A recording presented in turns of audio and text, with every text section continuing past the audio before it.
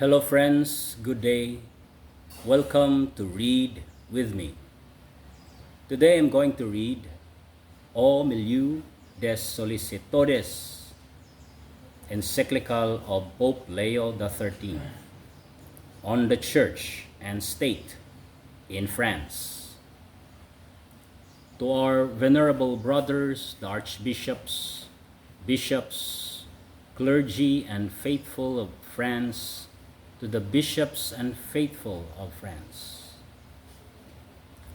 Amid the cares of the universal church, we have many times in the course of our pontificate been pleased to testify our affection for France and her noble people.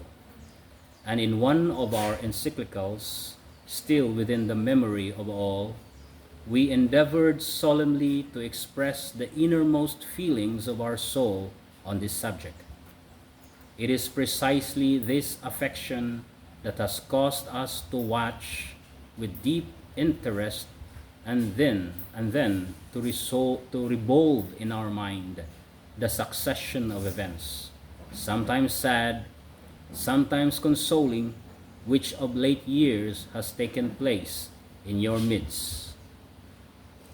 Again, at present, when contemplating the depths of the vast conspiracy that certain men have formed for the annihilation of Christianity in France and the animosity with which they pursue the realization of their design, trampling underfoot the most elementary notions of liberty and justice for the sentiment of the greater part of the nation, and of respect for the inalienable rights of the Catholic Church, how can we but be stricken with deepest grief? And when we behold, one after another, the dire consequences of these sinful attacks, which conspire to ruin morals, religion, and even political interests, wisely understood, how express the bitterness that overwhelms us and the apprehensions that beset us. On the other hand, we feel greatly consoled when we see this same French people increasing its zeal and affection for the Holy See in proportion as that see is abandoned. We should rather say, warred with upon earth. Moved by deeply religious and patriotic sentiments, representatives of all the social classes have repeatedly come to us from France, happy to aid the Church in her incessant needs and eager to ask us for light and counsel, so as to be sure that amid present tribulations they would in no wise deviate from the teachings of the head of the faithful. And we, in our turn, either in writing or by word of mouth, have openly told our sons what they had a right to demand of their father, and far from discouraging them, we have strongly exhorted them to increase their love and efforts in defense of the Catholic faith and likewise of their native land.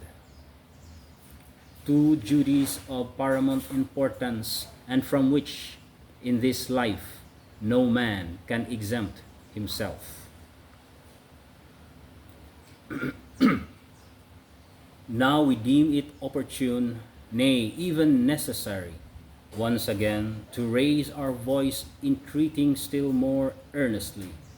We shall not say Catholics only, but all upright and intelligent Frenchmen, utterly to disregard all germs of political strife in order to devote their efforts solely to the pacification of their country. All understand the value of this pacification. All continue to desire it more and more.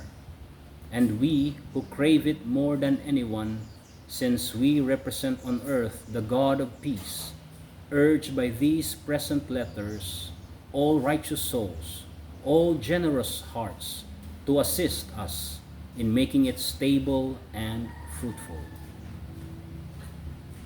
First of all, Let us take as a starting point a well-known truth admitted by all men of good sense and loudly proclaimed by the history of all peoples, namely, that religion and religion only can create the social bond, that it alone maintains the peace of a nation on a solid foundation. When different families, without giving up the rights and duties of domestic society, unite under the inspiration of nature in order to constitute themselves members of another larger family circle called civil society, their object is not only to find therein the means of providing for their material welfare, but above all to draw thence the boon of moral improvement.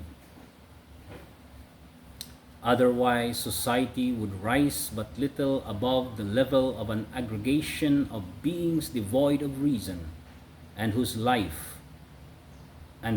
whole life would consist in the satisfaction of sensual instincts.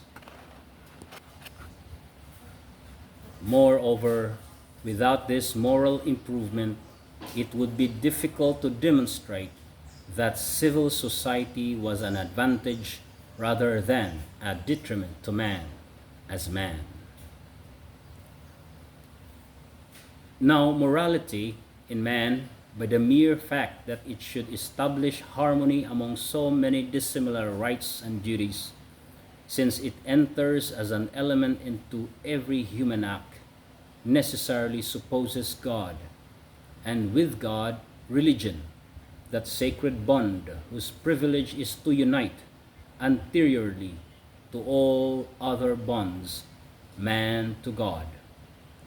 Indeed, the idea of morality signifies, above all, an order of dependence in regard to truth, which is the light of the mind, in regard to good, which is the object of the will.